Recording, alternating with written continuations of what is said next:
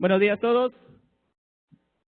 Buenos días. Bueno, vamos a empezar hablando acerca de un poquito de la logística del curso, como va hasta ahora, y luego damos paso a nuestros expositores de hoy día.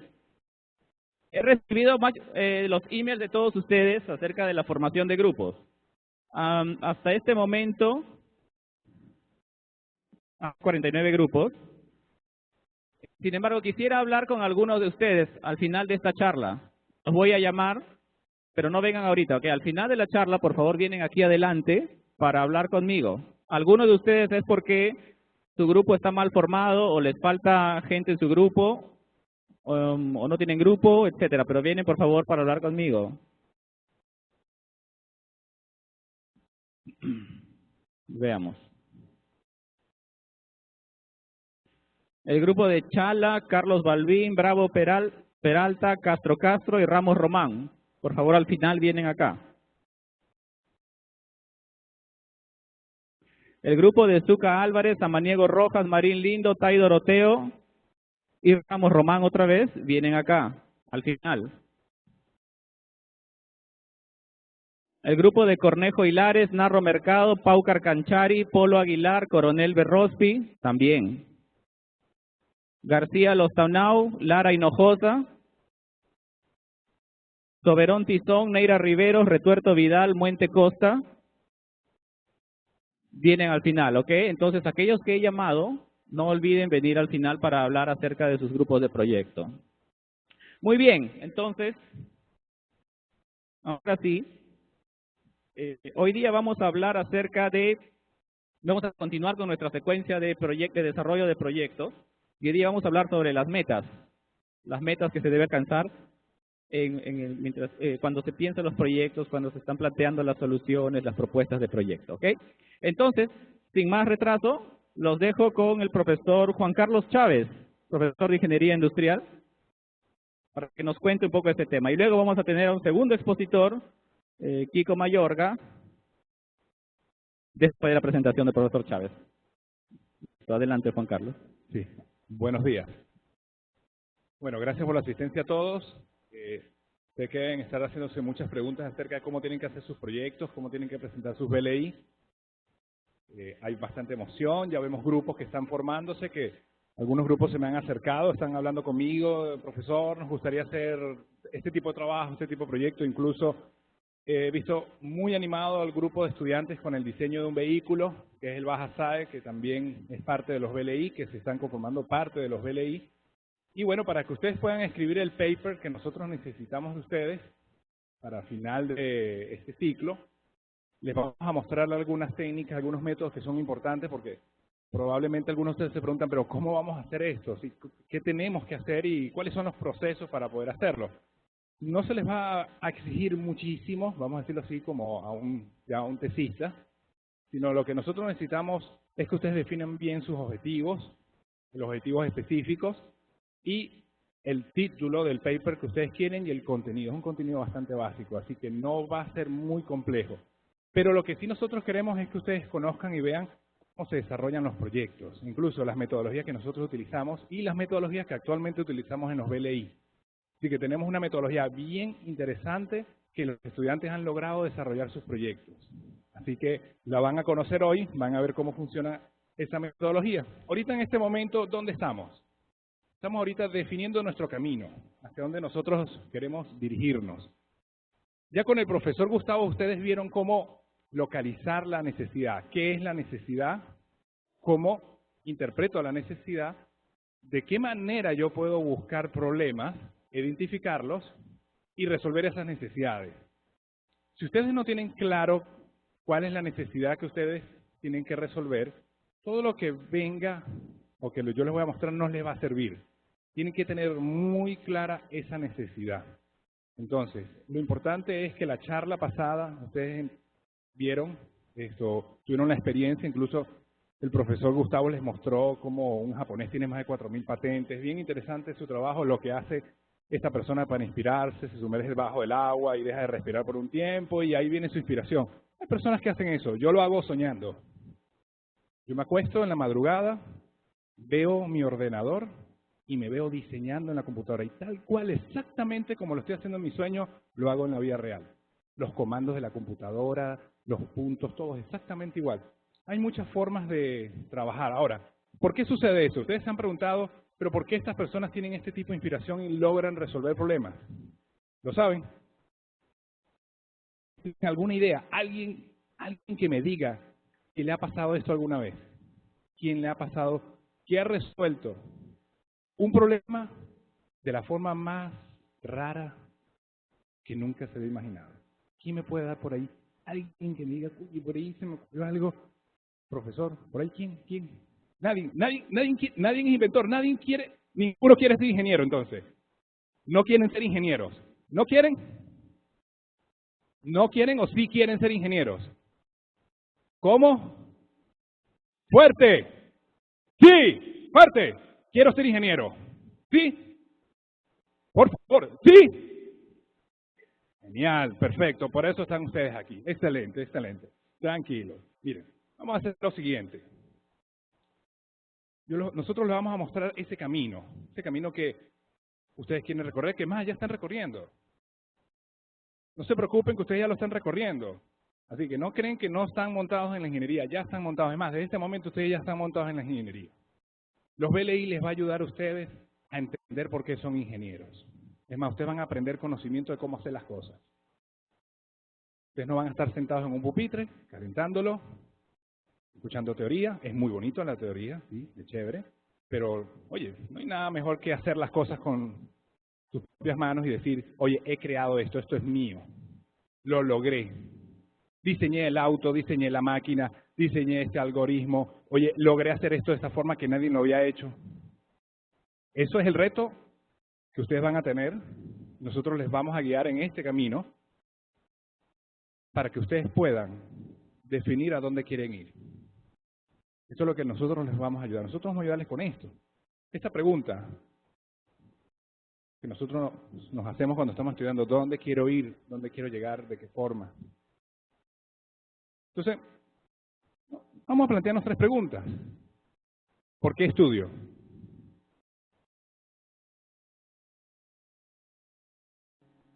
¿Por qué entraste a UTEC? ¿Por qué quieres estudiar?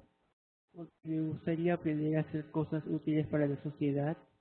Genial, excelente, excelente. Cuéntanos, ¿por qué quieres estudiar?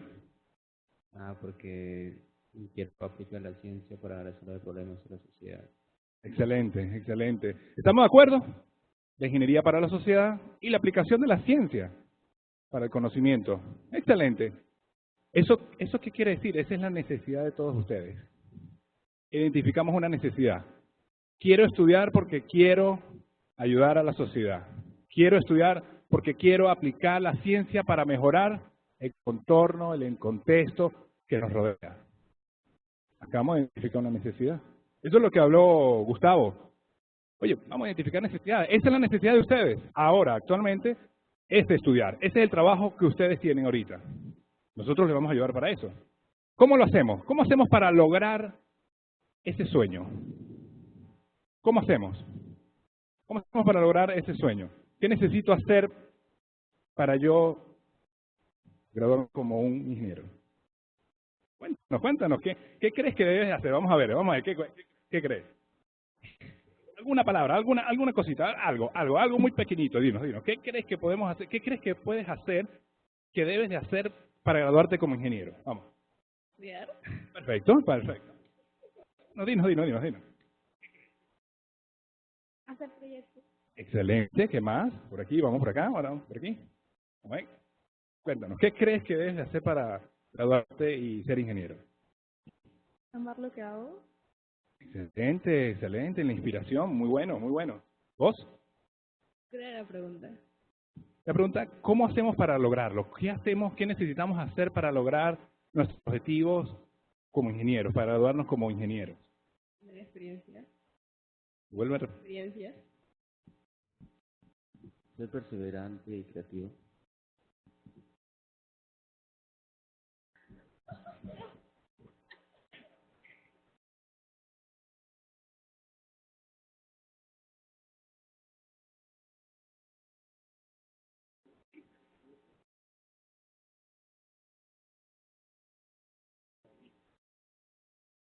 Ayudar a los demás. Amar lo que hago, estudiar para lograr todo.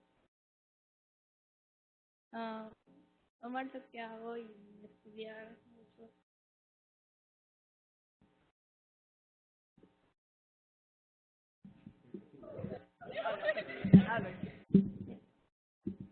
Excelente, excelente. Bueno, amigos, ustedes acaban de definir poco a poco lo que es el camino. Ese es mi camino. Amar, estudiar, ser perseverante. Ese es mi camino. Estoy definiendo mi camino. Estoy definiendo cada parte de las cosas que yo voy a hacer para lograr ser un ingeniero. Esto es cómo hacemos. ¿Cómo hacemos para lograrlo? Tener pasión. Eso es lo primero, pasión. Yo creo que todos tienen pasión. ¿Quién no tiene pasión aquí? Levántame la mano, ¿quién no tiene pasión? Oye, gracias a Dios, porque un ingeniero sin pasión no puede ser ingeniero. Así que yo creo y confío que todos ustedes tienen pasión. Esa es la primera fase, la primera parte del camino que ustedes van a recorrer. Luego, ¿qué esperamos como resultado? ¿Qué espero yo como ingeniero en todo esto que estoy haciendo, en este camino que estoy recorriendo? ¿Qué crees tú? Mejorar la sociedad. Excelente.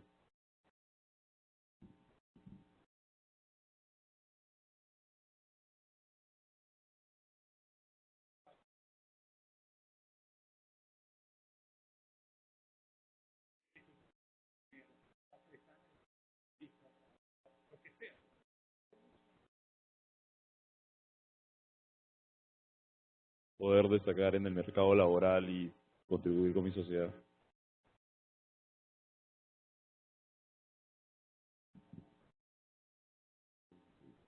Lograr resolver problemas y de repente simplificarle la vida a muchas personas. Excelente. Ok, chicos, ustedes incluso, aparte de inspirarse, de resolver, de querer ayudar a la sociedad, nosotros no vamos a esperar que ustedes se gradúen para que hagan eso, no. Los BPI es el medio para que ustedes vivan esa experiencia. Es decir, ustedes van ahora a vivir qué es la pasión, vivirla, la pasión por la ingeniería, la creatividad por la ingeniería.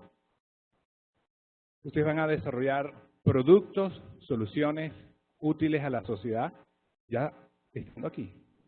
No esperando que ustedes sean, sino que ustedes van a ser y son. Ustedes ya, en este momento, van a pensar como ingenieros, a solucionar problemas.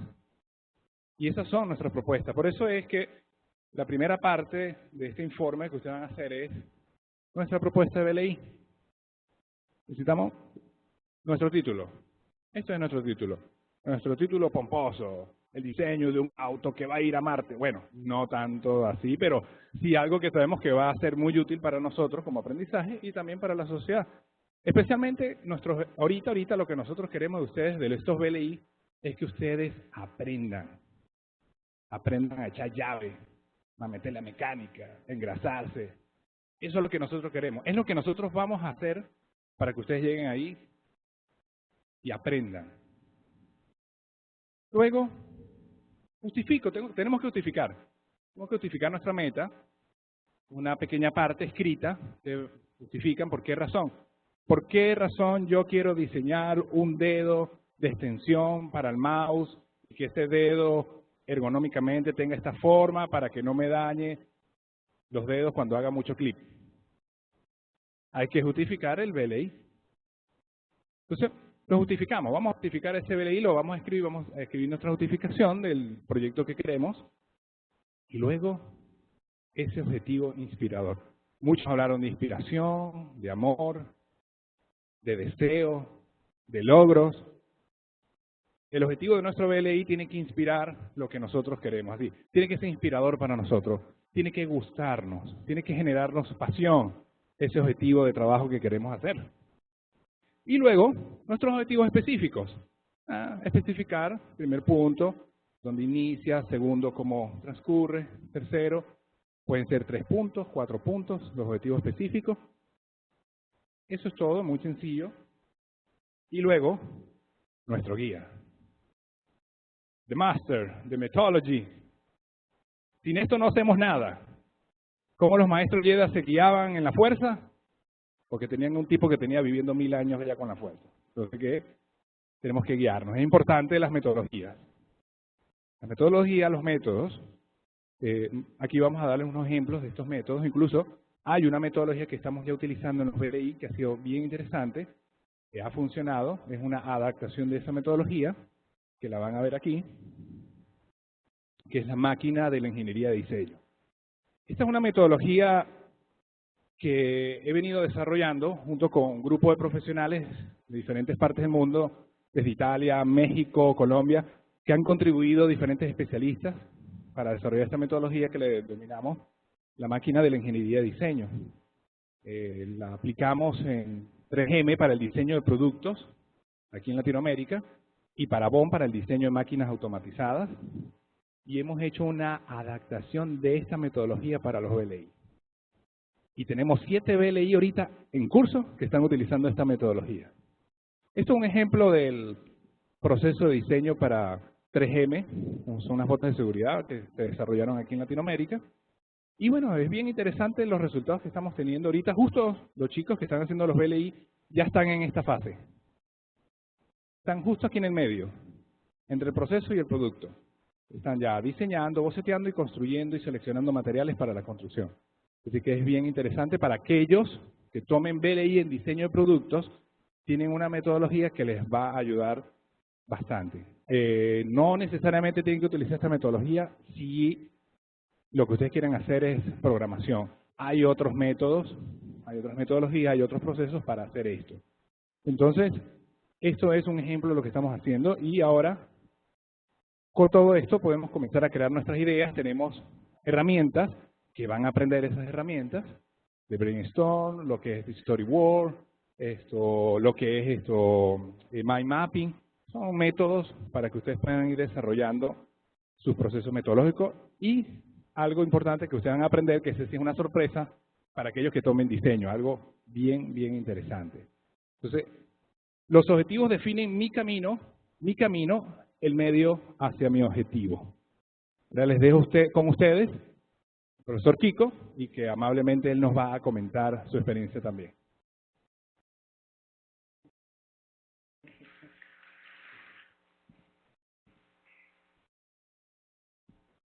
Uno, dos. A ver. Hola. Hola, hola, hola, hola. Acá. Aló. Si me bajan a los graves un poquito, por favor. Bien. Qué alegría estar con ustedes de nuevo. Me encanta que me inviten a conversar acá. Así como comentaba José Antonio, Juan Carlos, estamos hablando en esta sesión sobre la meta, ¿no? El objetivo y el camino a la meta. Y entonces yo voy a repasar con ustedes algunas ideas que ustedes tienen que siempre repasar mientras definan su meta y su camino. Expectativas versus resultados. ¿El mundo en el que vivimos está de cabeza o no está de cabeza? ¿Está de cabeza? Hay 3 o 4 que dicen que sí, el resto no sabe. Bueno, sí, está de cabeza, por supuesto que está de cabeza. El 20% de gente en Lima no tiene agua en su casa. El 80% de gente en Lima se demora 2 horas y media para llegar a su trabajo. La temperatura en el planeta ha subido 2 grados en 100 años y eso es más que lo que ha subido en los últimos 5.000 millones de años. ¿Quién sabe más ejemplos? ¿Está de cabeza o no está de cabeza? Ahora sí, dicen que sí, está de cabeza. Bueno, esto tiene mucho que ver con la honestidad de los profesionales. tenemos que aprender a ser honestos para evitar construir soluciones que hagan que el mundo esté peor aún. Y bueno, esta diapositiva que está acá pretende ilustrar un poco cómo es que se salen de control los proyectos. Vamos a ver qué dice. A ver, llega un cliente o un gobierno o una persona a donde un desarrollador de columpios, ¿sí? Pensemos que es el Estado. How the customer explained it. Eso es cómo el Estado lo explicó. En este caso dice cómo el cliente lo explicó. Sí, mira, yo necesito un columpio de 3 pisos colgando de un árbol. Ahora, ese pedido se distorsiona y vamos a ver cómo lo entiende cada uno. Dice, cómo el líder del proyecto lo entendió, es el segundo dibujo. Él dijo, ok, hay que colgar un columpio del árbol, pero no al costado de la rama, sino al centro. ¿Sí? En la tercera diapositiva, ¿cómo el ingeniero lo diseñó? Ya, hay que poner un columpio colgando, pero hay que cortar el árbol y poner 2 soportes a los costados que lo soportan. ¿Alguien ha visto esta imagen antes? Un par por acá. Bien. Ok, en la tercera, ¿cómo el programador lo programó? ¿No? Él agarró el columpio, más o menos que lo amarró al árbol y lo dejó tirado al costado del árbol, ¿sí? ¿Cómo el ejecutivo de ventas lo describió? Sí, lo que nosotros le estamos dando es un columpio que es como un sillón y además se siente como en el cielo y está la luz atrás y todo es maravilla. ¿Cómo el proyecto fue documentado? Ahí abajo. Nada, no hay documentación. Lo que instaló operaciones, ¿no? El área de operaciones que se encarga que las cosas se ejecuten, colgó una pita del árbol y se acabó. ¿Cómo le facturaron al cliente? ¿No? ¿Cuánto le cobraron al cliente? Una montaña rusa. ¿No? Le dijeron, mira, te hemos fabricado una montaña rusa.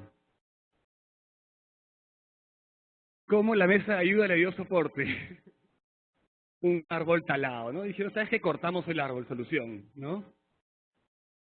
Y en la última, lo que el cliente realmente necesitaba. Un simple columpio, funcional, sin gran ambición, sin gran pretensión. Esto era una llanta colgando de una soga, ¿no? Sin necesidad de vender montañas rusas, sin necesidad de inventar un árbol que se sostiene en unas ramas, etcétera, ¿sí? Esto es bien común, es muy común. O sea, es más, yo diría que es más común que las cosas bien hechas.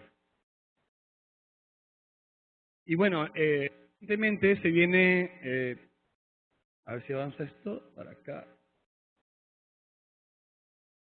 Recientemente existe la posibilidad, ¿qué pasó?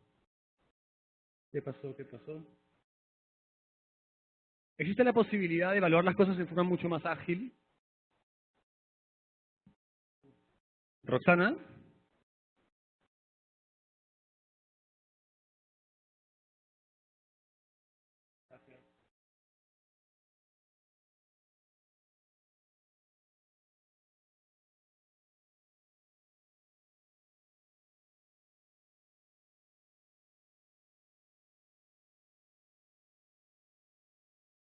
Ahí vamos, ahí vamos. Ok.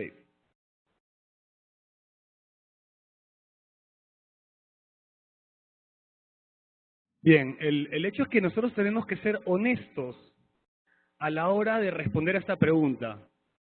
¿Conocemos cuál es el problema que queremos resolver?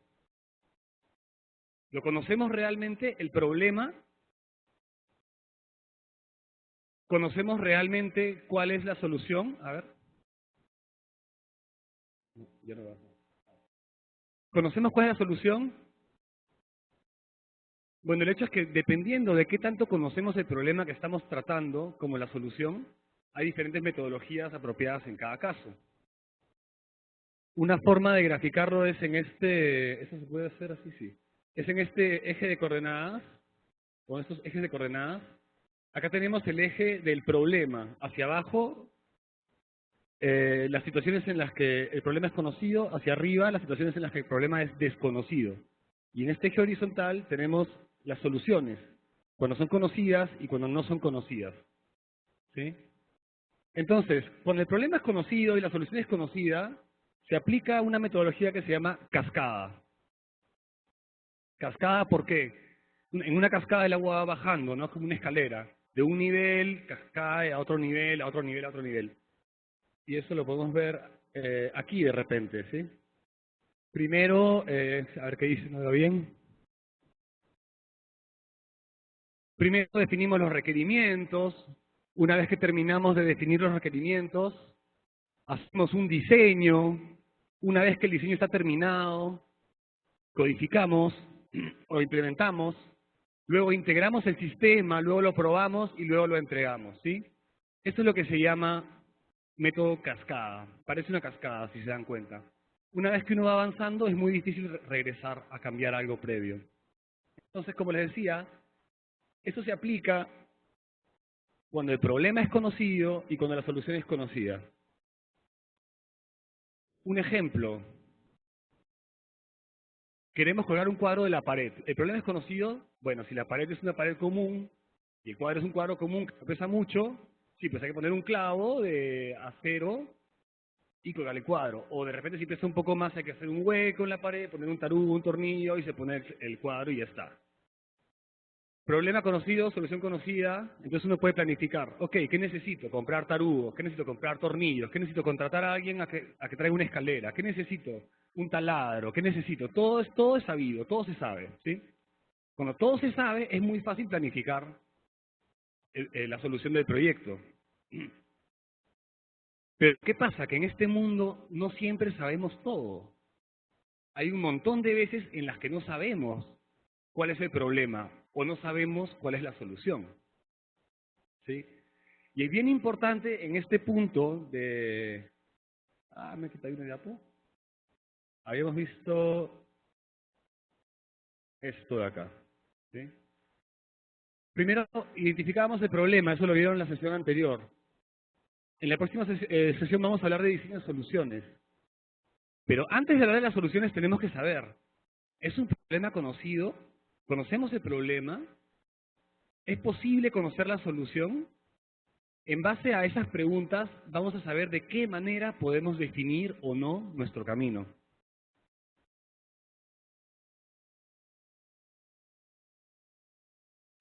Ok, pero menos mal, en tiempos más recientes se está, digamos, esbozando o hablando mucho de las nuevas metodologías. Obviamente no son tan nuevas, hay gente que habla de esto desde los 50, 60, pero se están difundiendo estas metodologías al punto que se habla de ellas en cualquier rincón del mundo y en cualquier lugar. O sea que ustedes vayan a un taller sobre emprendimiento, sobre desarrollo web, sobre lo que sea, van a escuchar que se habla de metodologías ágiles. Y también van a hablar van a escuchar hablar de las Lean Startups y la combinación de Lean Startup y Agile. Aquí hay un cuadrito que lo explica de otra forma, es un poquito distinto. Tenemos aquí también un eje de los problemas y un eje de las soluciones. Y tenemos a la izquierda en este eje de los problemas el caso en el que el problema es conocido, a la derecha el caso en el que el problema es desconocido, y en la vertical lo mismo, la solución conocida aquí y desconocida acá arriba. En cada uno de esos cuadrantes resultantes se aplica efectivamente una metodología. Waterfall o cascada es este método tradicional, ¿no? Sí, ya, voy a poner el cuadro en la pared. ¿Qué necesito? Martillo, tarugos, tornillos. ¿Cuánto tiempo me va a tomar? 2 horas. ¿Cuánto me va a costar? 30 soles, listo. Todo es predecible, todo es conocido. Ahora, cuando el problema se conoce, pero la solución no se conoce, ahí aplica Agile, metodología ágil. La metodología ágil, a diferencia de la metodología de cascada, lo que propone es desarrollar una solución en forma incremental, es decir, planteo una pequeña característica y la pruebo en la práctica. A ver qué dice acá. Discover, ¿no? Descubro una necesidad, diseño una solución, la desarrollo y la pruebo, pero cortita la solución, ¿no? Y luego de una iteración, vuelvo a hacer lo mismo, y luego vuelvo a hacer lo mismo, y así sucesivas veces. ¿Sí? Por ahora vamos a hablar de Waterfall y Agile, que es como lo más común. Porque ¿qué es lo que pasa? Si uno no sabe cuál es la solución que requiere, sería una locura hacer un diseño cascada. Vamos a hablar sobre el riesgo y sobre la entrega de valor, la generación de valor, la entrega de valor, comparando Waterfall y Agile, ¿sí? Como les decía, ya poner un martillo en la pared. Yo hago mi lista de materiales, estimo mis costos, les digo, ya, listo, vamos a hacer el proyecto, yo ya sé que va a salir todo menos de 80 soles, hago mi lista, mando a la encargada que compre por mí, no sé qué, pum, ya, resolví. Y pasó el tiempo, y después de 8 horas, se entrega el cuadro colgado, ¿sí? ¿Qué es lo que se ve acá? En rojo, el riesgo de falla, y en celeste, la entrega de valor. En este caso, en el caso de Waterfall, se trabaja y recién al final de un tiempo se entrega todo el valor junto. En el caso de poner un cuadro, si es que te han indicado dónde iba el cuadro, no va a haber ningún problema, va a estar puesto y ya está. ¿Sí? Pero cuando el problema no se conocía, la solución tampoco, hacer esto que está acá a la izquierda, emplear una metodología cascada en una situación de incertidumbre, genera un montón de riesgo. ¿Por qué? Porque durante todo ese tiempo no se sabe cuál va a ser el producto de todo el esfuerzo que estamos haciendo. Estamos poniendo mucho en riesgo, no podemos cuestionarnos nada, ya hemos mandado a comprar las cosas, ya se va a poner el cuadro ahí, ¿no? En el caso de Ágil, lo que sucede es que durante estas iteraciones que les mencionaba, vamos a ir probando pequeñas características y vamos a ponerlas en uso, ¿sí? A ver, si el cuadro es un ejemplo de Waterfall, ¿cuál sería un ejemplo de Ágil? Una receta de repente, ¿no? Si yo llego a una ciudad donde no conozco los insumos para hacer un plato de comida y mando a comprar las cosas y preparo de frente la comida para 200 personas, es bien probable que la comida salga mal. En ese caso, habría que emplear más bien una metodología ágil. Primero hago la entrada y un solo plato. Luego se lo doy a probar a gente en ese lugar. Si es que les gusta, o si estaba muy salado, lo vuelvo a hacer. Vuelvo a mostrarles la entrada, ¿sí? La entrada del menú, a dárselas a probar.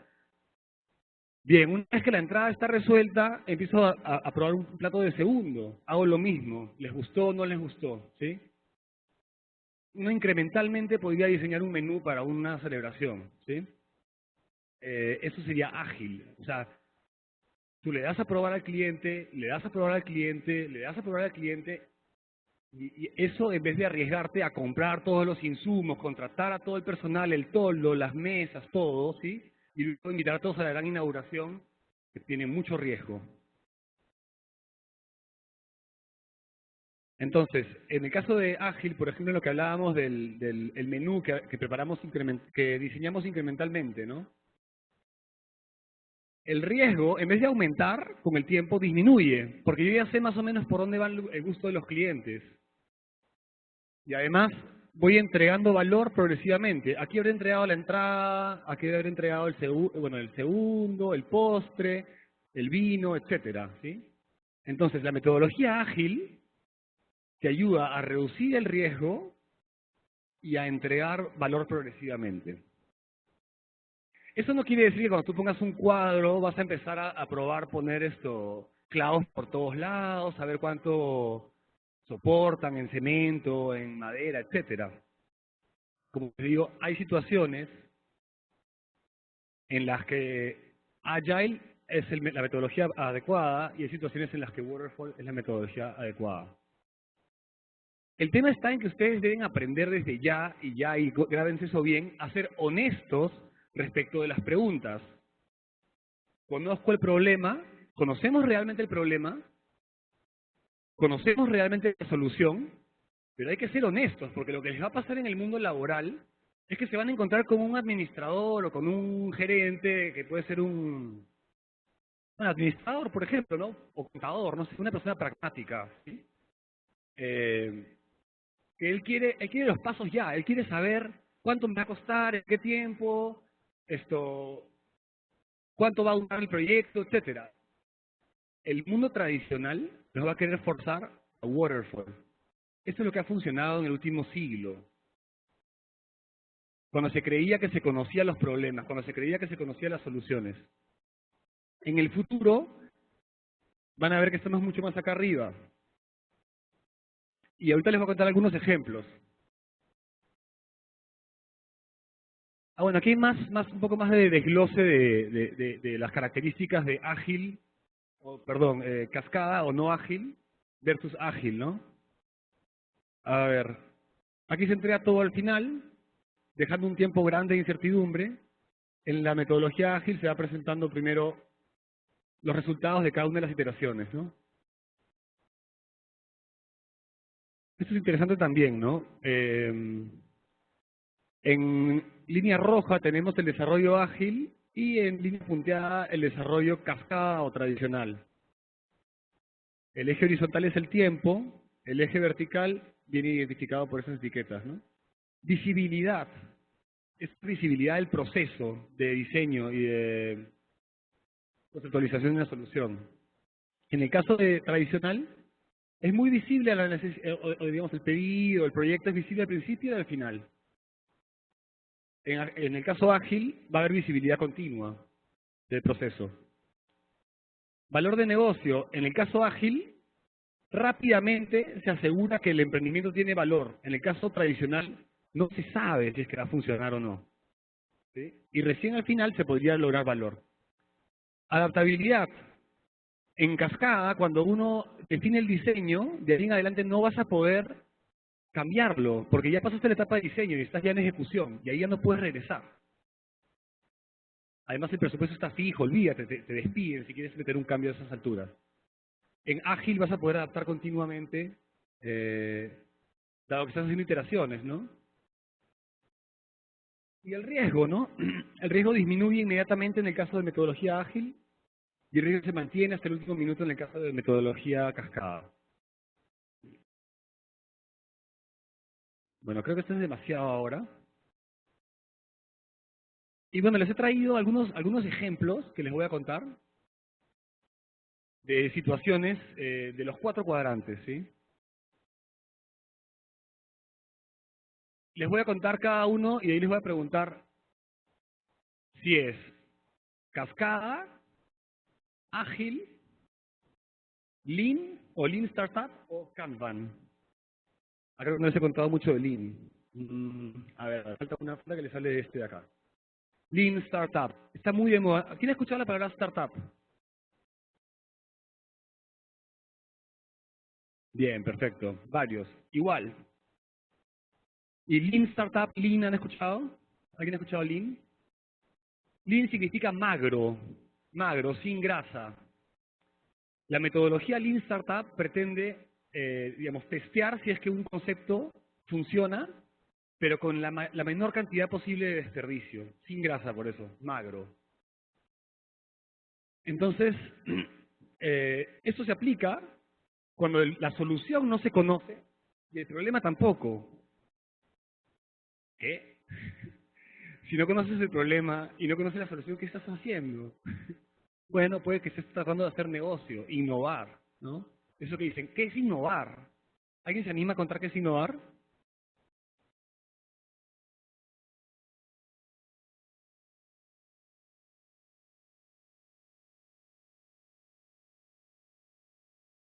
Crear algo nuevo o mejorarlo, sí, es parte. ¿Y qué más? ¿Qué más tiene que pasar para que sea innovación?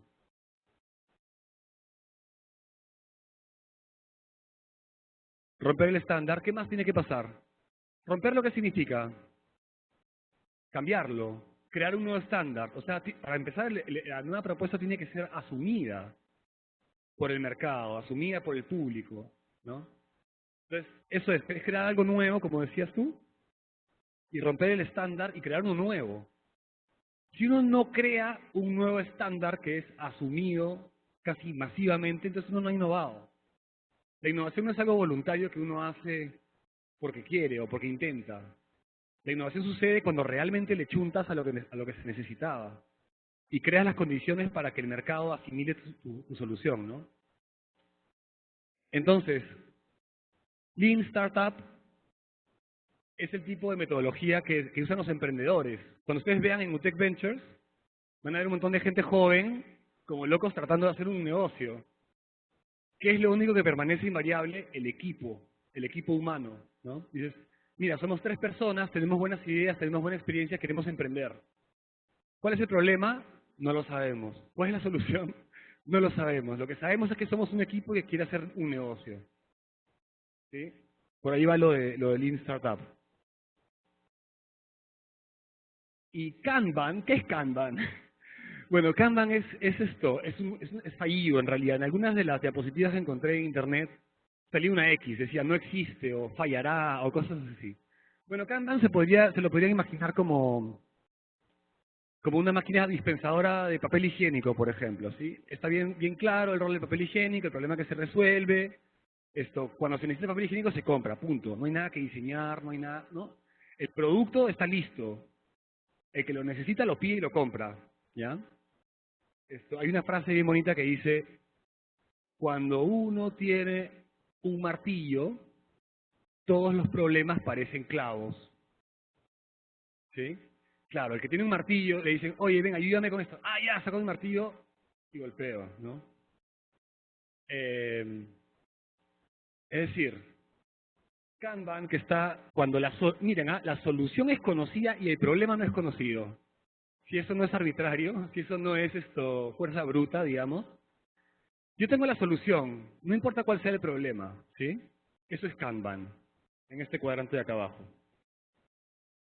Ok, ahora sí que hemos hablado de Waterfall, Agile, Lean Startup y Kanban. Les voy a contar algunos ejemplos del mundo real, de los que sé bastante y por eso les voy a contar de estos. Ok, el primero, en el 2006 me tocó ser jefe de automatización en la construcción de una fábrica de una bebida hidratante muy conocida. Teníamos, digamos, me contrataron, qué sé yo, estimábamos que el proyecto iba a demorar 1 año, al final demoró 1 año y medio. Éramos 3 ingenieros, teníamos a nuestro cargo algo de 35 o 40 técnicos de Senati, o casi todos de Senati, y teníamos algo de, no sé si 1,5 millones o 2,5 millones para construir esta fábrica.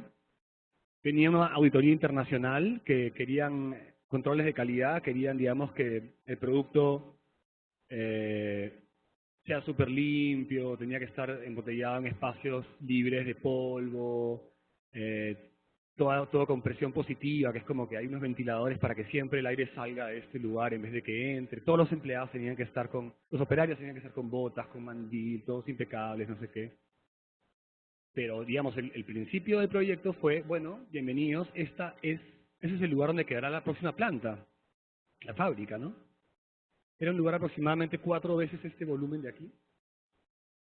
Es bastante grande, ¿verdad?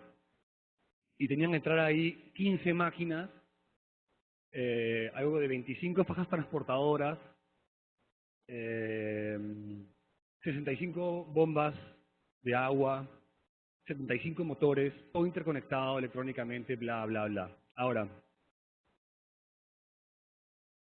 este caso en realidad es bastante, se puede resolver bastante con un enfoque en cascada, ¿sí? ¿Por qué? Teníamos un asesor que venía de Miami y que había instalado más o menos 10 fábricas o 20 fábricas en América Latina y se las sabía todas, ¿no? Entonces nos iba asesorando todo el camino. Teníamos los manuales de la empresa que decía, es un manual gigante de control de calidad, que decía las características de limpieza y no sé qué en el proceso de fabricación del producto. Todo estaba definido, todo estaba clarísimo. El espacio era un recinto cercado y controlado y vacío, el conocimiento estaba ahí, todo estaba clarísimo. Y claro, efectivamente, en esas situaciones no hace falta más que empezar a llamar a los proveedores, comparar precios, más o menos dimensionar las cargas, ver los motores, de qué tamaño son, no sé qué, la instalación, bla, bla, bla. Pero la línea de producción estaba clarísima, o sea, se sabía que el proceso implicaba una despaletizadora, una enjuagadora de botellas, una máquina para desinfectar con vapor, una llenadora, un pasteurizador, una tapadora, un túnel de enfriamiento, una faja acumuladora, una etiquetadora y una máquina de six-pack. Al final, bueno, todo se pudo completar. Nos demoramos más de lo esperado, un poco más, unos 4 o 5 meses más, pero eso es normal, eso pasa. Entonces, en ese tipo de situación, aplica, o sea, se conoce el problema, que es, hay demanda en el mercado para una nueva bebida hidratante. Se conoce el problema. Además, el problema implica también, tenemos 1,5 millones, 2 millones de dólares para hacerlo. El problema es, queremos firmar un contrato dentro de para empezar a producir en 1 año y medio, y así. La solución, dale, trajeron a los especialistas, no sé qué, vinieron gente que tenía mucha experiencia con esas cosas, todo bajo control y todos felices. ¿Sí? La planta se terminó, al final la planta botaba 380 botellas de esta bebida por minuto, queda en el Callao, y seguro que todos hemos tomado cosas que venían de esa planta, ¿no? Ese es un caso de waterfall, metodología waterfall ante una necesidad. Pasamos a otro caso de la vida real.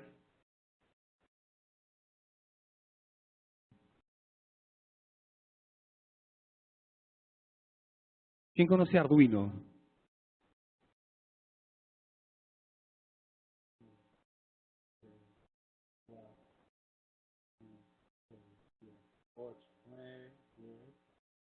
Ah, bien. Ahora todos juntos. ¿Quién conoce Arduino?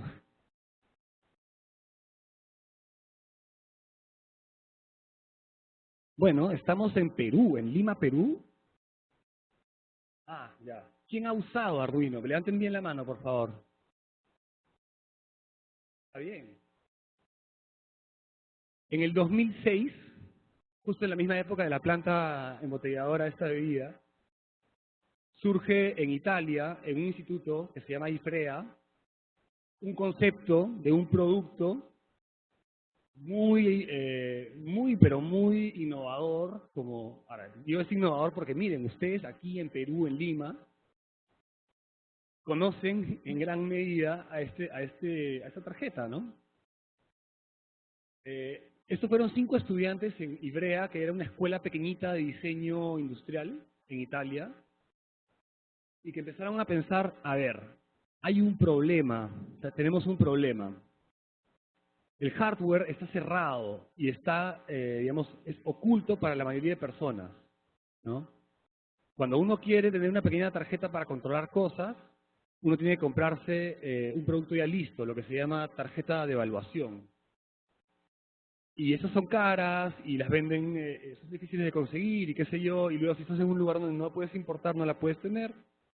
Así que ellos introdujeron, David Cuartier es uno de ellos, que es español, introdujeron el concepto de open hardware, hardware abierto. Así como hay software abierto y libre, ellos dijeron, vamos a crear el hardware abierto. Entonces, ellos tenían claro el problema. Ellos decían, el problema es que no existe hardware abierto, que sea fácil de replicar, que esté todo documentado, que tenga una comunidad de usuarios y desarrolladores activa, intensa en Internet. Ellos conocían el problema. La solución, más o menos, porque el primer Arduino es bien diferente a los Arduinos que hay hoy en día, ¿no? Entonces, no sé quién se acuerda, ¿no? Había Arduino 2009 en el 2009, había Arduino, ¿qué más? ¿Alguien sabe los modelos? Bueno, hoy en día hay Arduino Mega, que incluso tiene Wi-Fi y Ethernet, etcétera. Hay toda una familia de Arduinos. Pero ellos empezaron con un equipo de 5 personas y ellos mismos diseñaron este producto que hoy en día, miren, la mitad de ustedes lo conocen, y eso es acá. De la misma manera, en todo el mundo se conoce. Se conocía el problema, no se conocía la solución. O más o menos tenía una idea del concepto de la solución.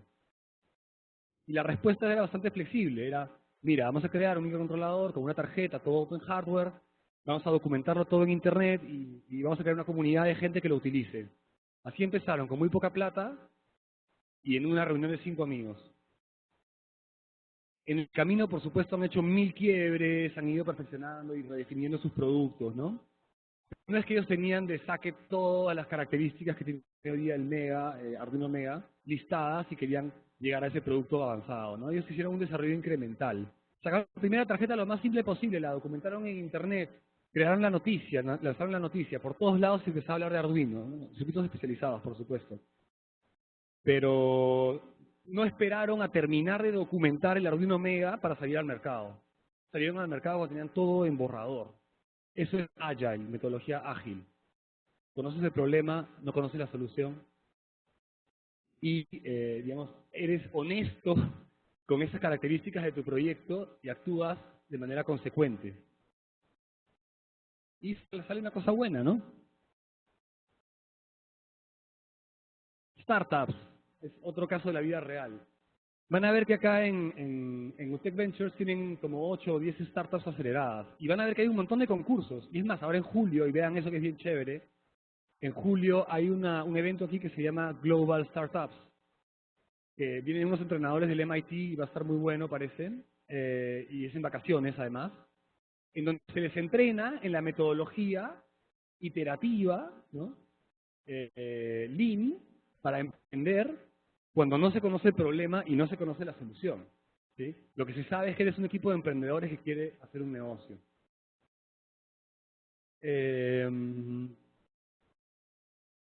A ver, un ejemplo de Lean Startup. Hay un montón, por supuesto, ¿ah? Si ustedes ven la historia de... ¿Han visto la película La Red Social, se llama, creo? La Red Social es la película de la historia de Facebook, ¿la vieron? Ya, ellos al principio no sabían cuál era el problema que querían resolver. ¿Sí? No sabían, bueno, más o menos tenían una idea de, una intuición, ¿no? De una necesidad en los estudiantes, que tenían esta necesidad de exhibirse, que tenían esta necesidad de conocer su vida privada. Había una intuición, pero no estaba clarísimo. No era como que toda la gente en este mundo necesita despertarse todas las mañanas y abrir su Facebook, ¿no? Finalmente resulta que había esa necesidad y todos estamos en eso. Pero ellos no lo sabían. Y Facebook es una startup, empezó como una startup, pero de pronto se disparó, ¿sí? ¿Qué es lo que sabían? Que eran más o menos un equipo de gente, había un fundador que sabía que él quería sacar algo grandioso. Y bueno, y fueron iterando en forma ágil. Le cambiaron de nombre, de Facebook a Facebook. No sé si se acuerdan de la peli. Ese es un ejemplo. Otro ejemplo es Google, ¿no? También es así. Empieza con, creo que se llaman Larry Page y...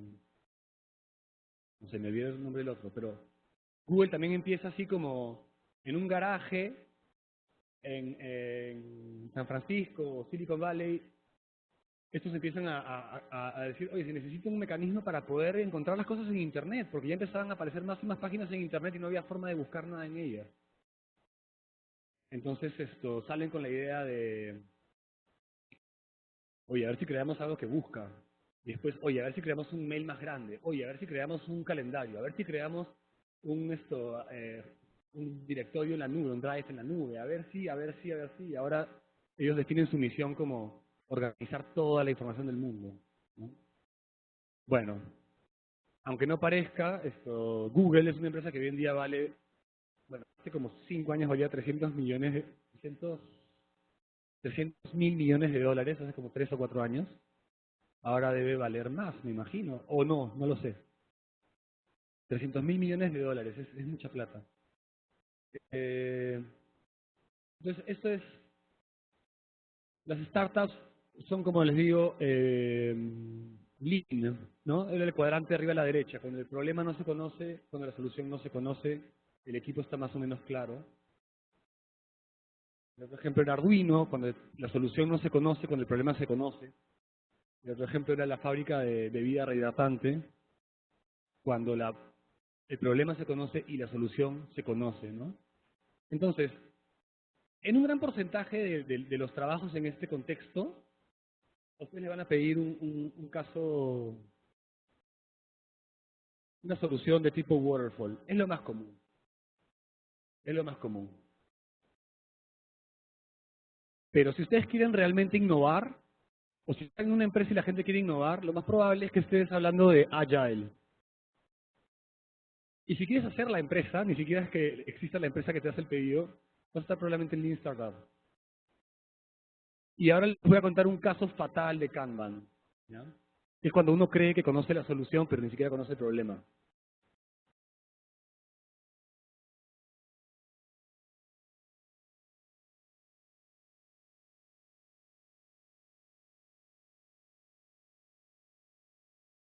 ¿Alguien ha visto una de esas computadoras? ¿Pueden levantar por favor la mano los que la han visto en físico alguna vez, frente a sus manos? Los que la han usado, ¿pueden levantar la mano? Bien. Bueno, a ver, si en el Perú somos 30 millones, en el Perú se compró 850.000 computadoras, es decir, una 30ª parte. Si acá somos 100 personas, han levantado la mano 2 o 3 personas, es decir, una 50ª parte, pero estamos en una universidad de ingeniería, ¿no? Los que estudian ingeniería deberían poder haber entrado en contacto con esta máquina. Lo que quiero decir es que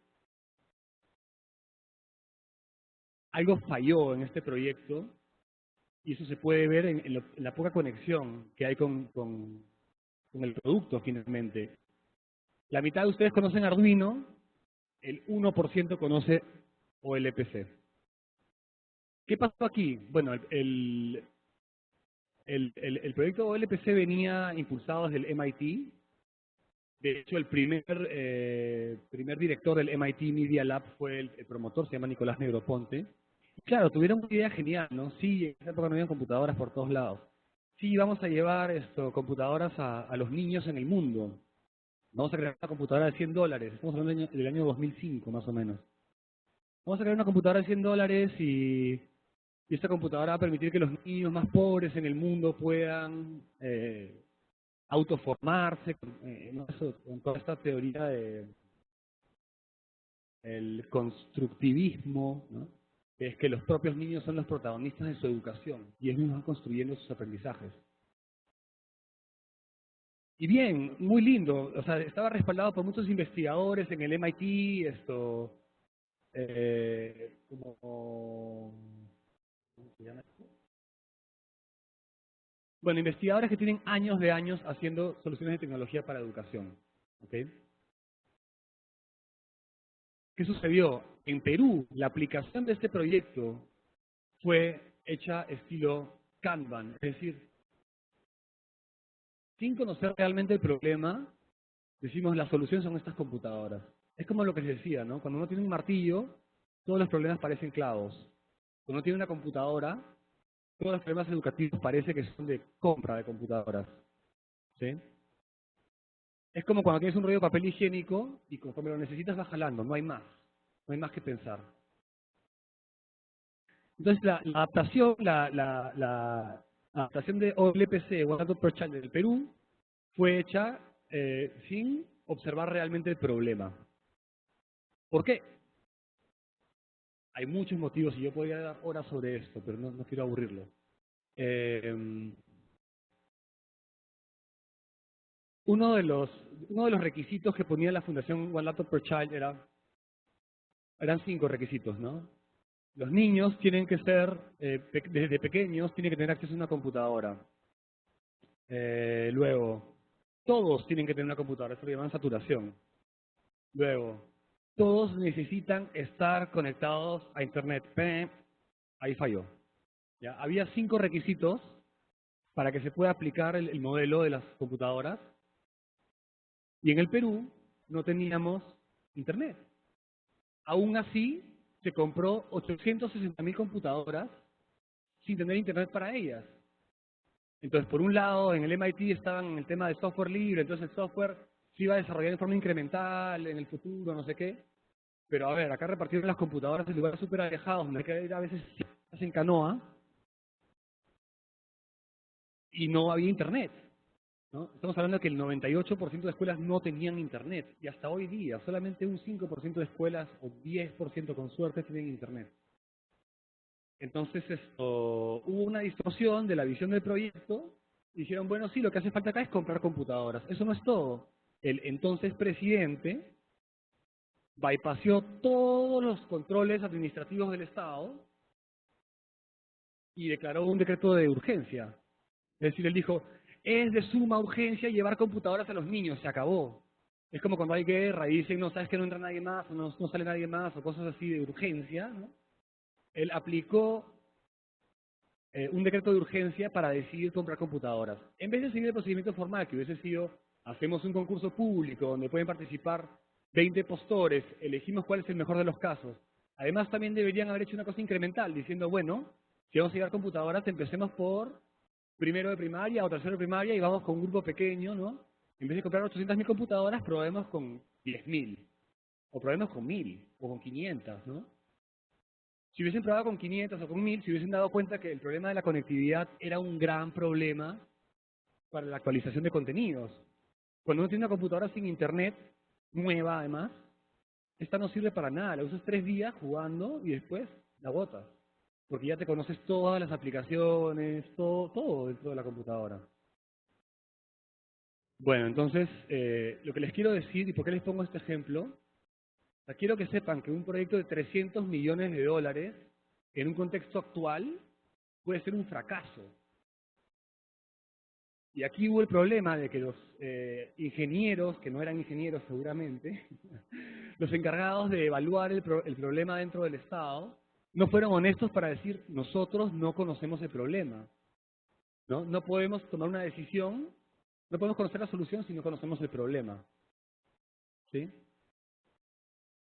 Espero no haberlos deprimido. El mensaje de esto es, por favor, no trabajen fuerte, trabajen inteligente. En inglés se dice, don't work hard, work smart. ¿Sí? Sean honestos a la hora de decir, yo conozco el problema. Sean honestos a la hora de decir, yo conozco la solución. No digan, conozco la solución, si no conocen el problema. Pregúntenselo bien y según eso decidan bien cuál debe ser el enfoque, ¿no? Uno de estos 4.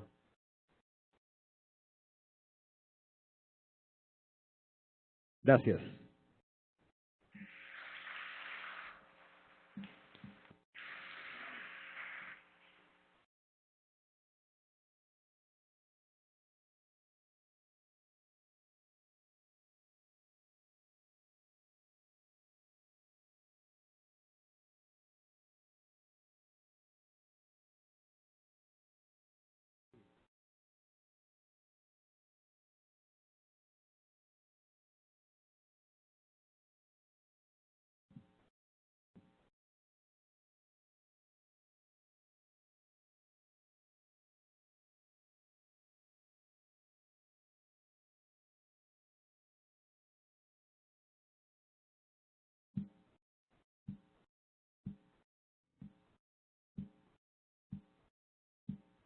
A ver, un recordatorio para los que han llegado tarde. Les recomiendo que no se vayan porque al final vamos a hablar sobre la formación de los grupos que están incompletos o los que no tienen grupo, ¿ya? Bueno, después de esta excelente presentación de nuestros 2 expositores con estas diapositivas tan alucinantes y bonitas y todo, vienen mis diapositivas. Así que son diapositivas en realidad no tan engaging como dirían, pero sirven como ejemplo de póster, por eso es que las he puesto acá. Todos ustedes están haciendo un trabajo en la segunda parte del curso que es hacer póster, ¿verdad? Donde tienen que hablar sobre algún tema que les asignó la profesora o las profesoras. Entonces yo les voy a mostrar acá algunos ejemplos de pósters que se han hecho como parte de proyectos Vivir la Ingeniería, a los cuales nos referimos para abreviar como proyectos BLI, ¿no? BLI, Vivir la Ingeniería. Entonces esto va a ser como pretexto para contarles un poquito, hace unos cuantos minutos sobre cada proyecto, cuál fue la idea detrás de cada proyecto y qué se hizo finalmente, ¿no? Por ejemplo, aquí tenemos el primero, es un proyecto que trata de diseñar antenas para televisión digital. Todos saben que hay televisión digital en alta definición gratis, ¿verdad? ¿Todos saben eso? A ver, honestamente, levante la mano quienes sí lo sabían. Ok, muy bien, excelente. Para los que no lo saben, en En el Perú estamos en el proceso de transición de la televisión normal, digamos estándar, que no se ve de muy buena calidad, a la televisión digital de alta definición. Y ambas son gratuitas, no necesitan cables, solamente necesitan antenas para poder recibirla, ¿no? Y también necesitan un televisor que pueda seleccionar, que pueda ver canales digitales. Muy bien, estamos en ese proceso, empezó hace algunos años y va a terminar el año 2020. Para el año 2020 ya no van a existir las transmisiones de televisión normal, todas van a ser de alta definición. Y trabajan a otras frecuencias, por lo tanto, para que la población pueda seguir recibiendo televisión gratis, es decir, sin tener que pagar una suscripción a cable, van a necesitar una antena que pueda recibir esos nuevos canales, que son mejores, pero que no son compatibles, por así decirlo, con las estaciones de televisión actuales. Entonces, teniendo en cuenta ese problema, muchos estudiantes de UTEC, de hecho, estos son estudiantes de tercer ciclo, pero en realidad lo han hecho estudiantes desde primer ciclo, diseñar diferentes tipos de antenas para poder habilitar la recepción de esos canales en alta definición, gratis.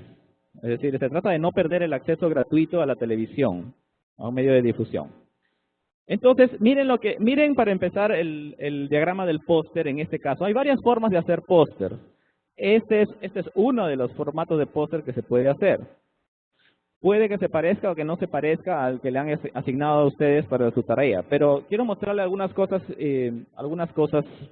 partes fundamentales de esto. Por ejemplo, el resumen del proyecto, la introducción, en este caso, aquí se explica, se da un poco el trasfondo del problema, y luego se analiza la propuesta de solución, en este caso basada en un enfoque económico. Las secciones del póster pueden variar un poco, ¿ok? Y luego se explica acá perdón.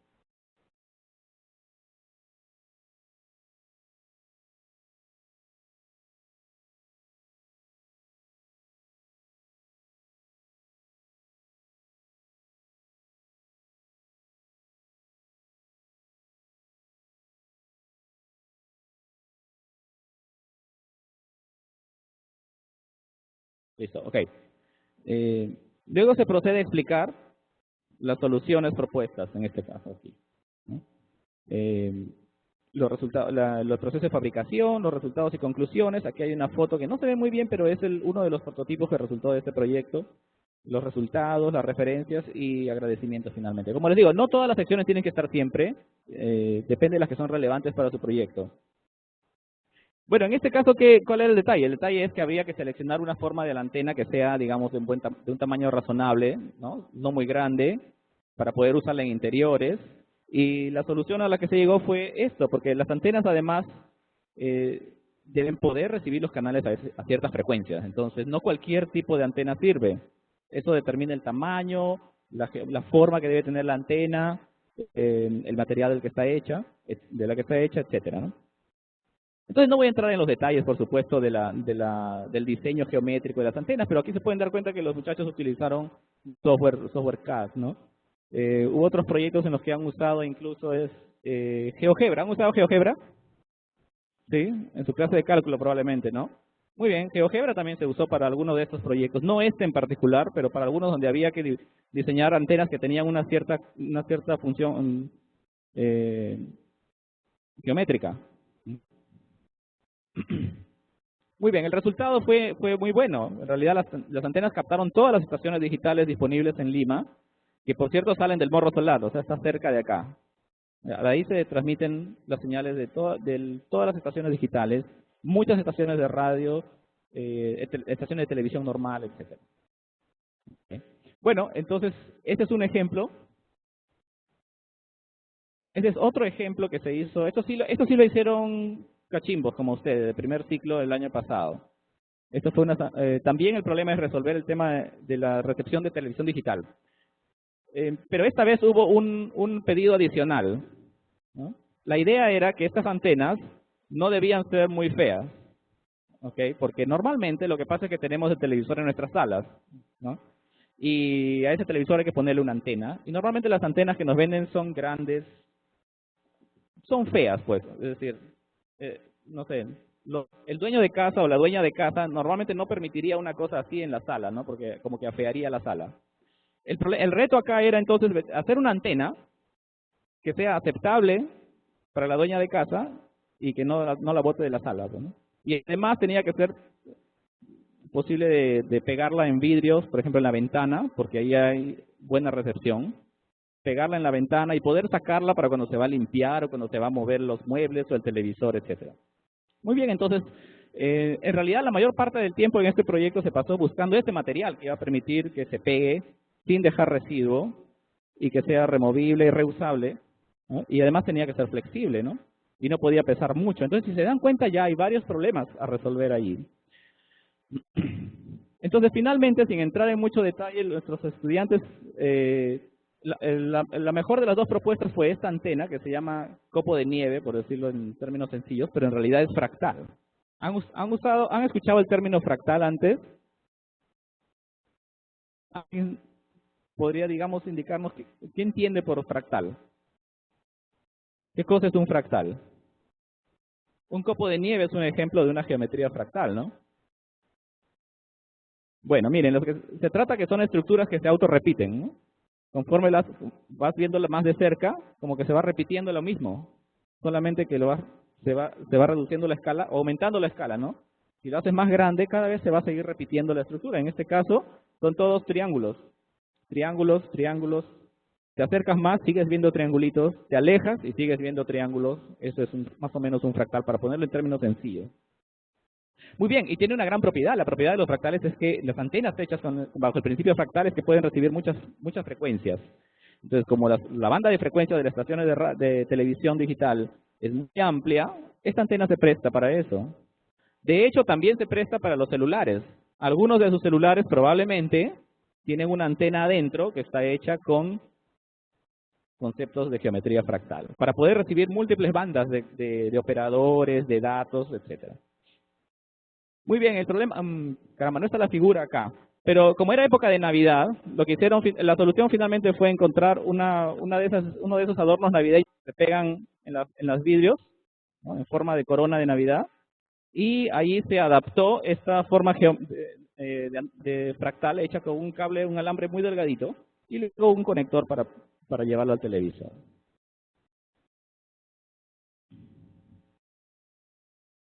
El radar, a ver. Esto sí lo hicieron alumnos de segundo ciclo, entonces eran de segundo ciclo. En realidad el objetivo acá, para que vean que no todos los proyectos BLI tienen que terminar en proyectos que son absolutamente revolucionarios, en este caso lo que pretendíamos es el objetivo era un más a largo plazo, el objetivo era adquirir el know-how, el familiarizarse con los conceptos de ingeniería de radio, o sea, de ingeniería inalámbrica. Y un radar es un buen ejemplo de ello, porque tienes un radio básicamente, ¿no? Solo que aplicado ¿a qué? ¿Para qué sirve un radar? A ver. ¿Cómo? Para localizar objetos, muy bien. Para determinar la velocidad de los objetos, a qué distancia están y por dónde están, ¿no? Se utiliza mucho, por ejemplo, en tecnología militar para detectar objetivos enemigos, aviones enemigos, etcétera, ¿no? En aplicaciones civiles también, por supuesto, ¿no? Los policías que ponen multas por exceso de velocidad miden la velocidad con una pistola grande que en realidad es un radar, apuntando al carro en el que están interesados, ¿no? Entonces, el radar le dice cuánto es la velocidad. Bueno, pero la idea acá no era hacer un tipo revolucionario de radar, era simplemente familiarizarse, pero para ello había que hacer. ¿Okay? Esa es una de las características de los proyectos BLI, aprender haciendo. Entonces lo que se hizo fue replicar un radar que se había hecho en una clase de posgrado en ingeniería electrónica del MIT. Ahí tienen una clase donde el objetivo es precisamente interesar a los estudiantes en la tecnología del radar. Y nosotros hicimos este radar con los estudiantes, haciendo algunas mejoras. Y por ejemplo, el aporte de los estudiantes en este proyecto fue las antenas del radar, miren. Las antenas del radar en el proyecto original eran unas latas de Pringles. ¿Todos han visto las latas de Pringles? Las papitas fritas. ¿Okay? Bueno, se supone que por dentro están forradas de metal, ¿no? ¿Alguien ha visto una lata vacía de Pringles por dentro? Son medio plateadas por dentro, ¿no? Entonces pareciera como que son de metal. En realidad tienen un papel que es un poquito conductor de la electricidad.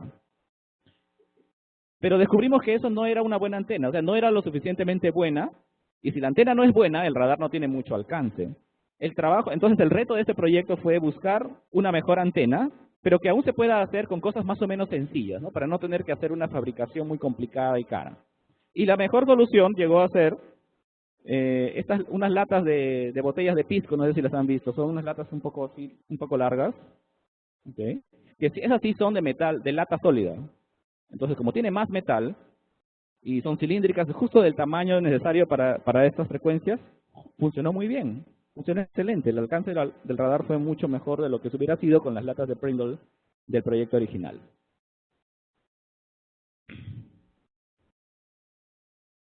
Este es otro formato de póster.